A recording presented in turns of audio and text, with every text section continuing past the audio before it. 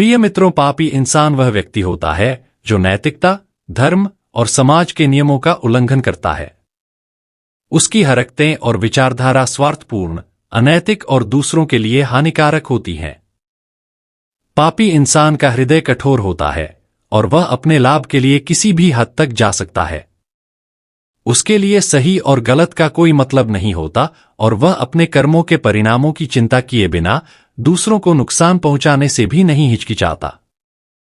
ऐसे व्यक्ति को समाज अक्सर तिरस्कार की दृष्टि से देखता है और उसकी गलतियों के कारण वह खुद भी दुख और पीड़ा झेलता है। प्रिय मित्रों, एक बार तीनों लोकों के स्वामी भगवान श्री कृष्ण अपने राजमहल में विश्राम कर रहे थे, तभी वहां पर माता सत्यभामा आती है। माता सत्यभामा के पाँव की आहट से भगवान श्री कृष्ण की आंखें खुल जाती है। माता सत्यभामा भगवान श्री कृष्ण को प्रणाम करती है और कहती है, हे तीनों लोकों के स्वामी, आज प्रातःकाल से ही मेरा मन बहुत उदास है। मेरे मन में एक प्रश्न उठ रहा है, केवल आप ही मेरे इस प्रश्न का निवारण कर सकते हैं। भगवान श्री कृष्ण मुस्कुराए और बोले, हे देवी सत्यभामा, आप तनिक भी चिंता मत करो और शीघ्र ही अपना प्रश्न पूछो। प्रिय मित्रों, माता सत्यभामा कहती है कि हे प्रभु, इस संसार में जो लोग अपने पापों का प्रायश्चित करते हैं, क्या उनके सभी पाप नष्ट हो जाते हैं और उन्हें एक नए जीवन की प्राप्ति होती है? माता सत्यभामा की बात सुनकर भगवान श्री कृष्ण कहते हैं कि हे देवी सत्यभामा, आपने समस्त संसार के कल्याण हेतु उत्तम प्रश्न पूछा है।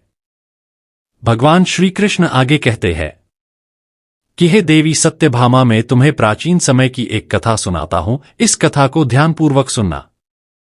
जो भी मेरा भक्त इस कथा को पूरा और ध्यानपूर्वक सुनेगा, मैं उसके सभी पाप नष्ट कर दूंगा। प्रिय मित्रों, भगवान श्री कृष्ण कहते हैं कि हे देवी सत्यभामा, प्राचीन समय में एक बहुत सुंदर नगरी थी। उस नगरी में एक पापी राजा राज करता था। वह राजा अत्याचारी, लालची और निर्दयी था। उसकी प्रजा उसके अत्याचारों से बहुत दुखी थी, लेकिन उसकी ताकत और क्रूरता के कारण कोई भी उसके खिलाफ कुछ नहीं कर पाता था। राजा का नाम विराज था।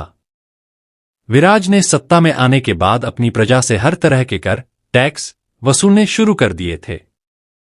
उसकी लालच इस हद तक बढ़ गई थी कि उसने गरीब किसानों और व्यापारियों से भी भारी कर लगाना शुरू कर दिया।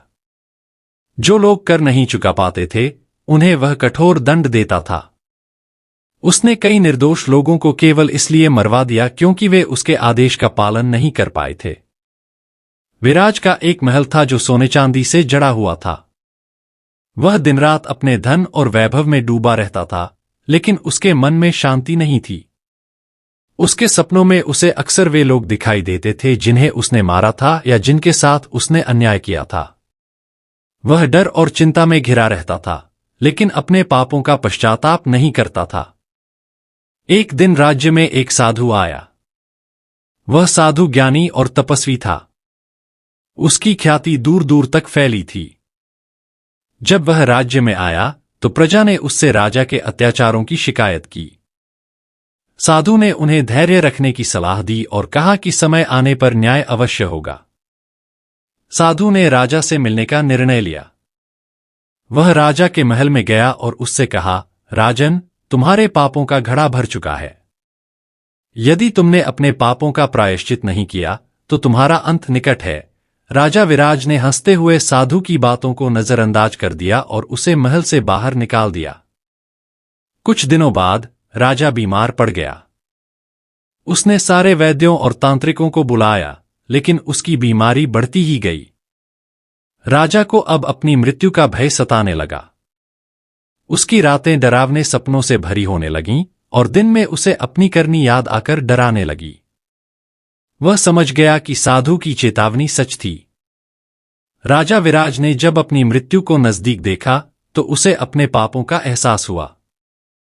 उसकी स्थिति इतनी दयनीय हो गई थी कि उसे समझ आ गया कि उसका जीवन समाप्त होने वाला है। वह जानता था कि उसके किए गए अत्याचारों और पापों के लिए उसे माफी मिलना कठिन है, लेकिन फिर भी उसने अपने पापों का प्रायश्चित करने का निश्चय किया। सबसे पहले राजा ने अपने महल में बुलावा भेजकर अपने मंत्रियों, दरबारियों और राज्य के प्रमुख नागरिकों को एकत्र किया। सबके सामने उसने अपने पिछले सभी पापों को स्वीकार किया। उसने माना कि उसने अपनी प्रजा के साथ अन्याय किया, उनसे जबरदस्ती कर वसूले और निर्दोष लोगों को दंड दिया। उसने कहा, मैंने जो कुछ भी किया वह केवल अपनी लालच और अहंकार के कारण किया। मैं अब समझ चुका हूं कि मेरे कर्मों का परिणाम मुझे भुगतना पड़ेगा। राजा ने अपने खजाने को खुलवा दिया और उसमें जो भी धन संपत्ति थी उसे प्रजा में बांटने का आदेश दिया। उसने किसानों, व्यापारियों और गरीबों के सभी कर माफ कर दिए और पिछले करों को लौटाने का भी प्रबंध किया। राजा ने उन परिवारों को विशेष सहायता दी जिनके सदस्य उसके आदेश से मारे गए थे या जिन्होंने उसके अत्याचारों का सामना किया था। इसके बाद राजा ने साधु को पुनः अपने महल में बुलवाया। जब साधु महल में पहुंचे तो राजा ने उनके चरणों में गिरकर अपने पापों की माफी मांगी। उसने साधु से कहा, हे तपस्वी, मैंने अपने जीवन में बहुत गलतियां की हैं। अब मुझे एहसास हुआ है कि सत्ता और धन के पीछे भागने से कुछ नहीं मिलता। मैं अपनी आत्मा को शांति प्रदान करना चाहता हूं। कृपया मुझे बताएं कि मैं अपने पापों का प्रायश्चित कैसे कर सकता हूं।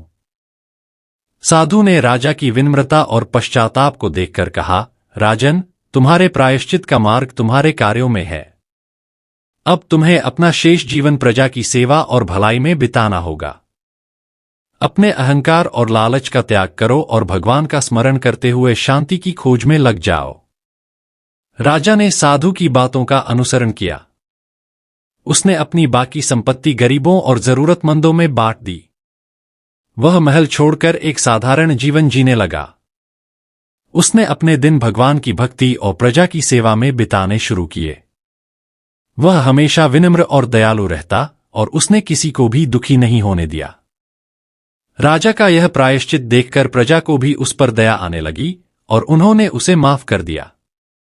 धीरे धीरे राजा की आत्मा को शांति मिली और उसने अपने जीवन के अंतिम दिन साधु के आश्रम में बिताए।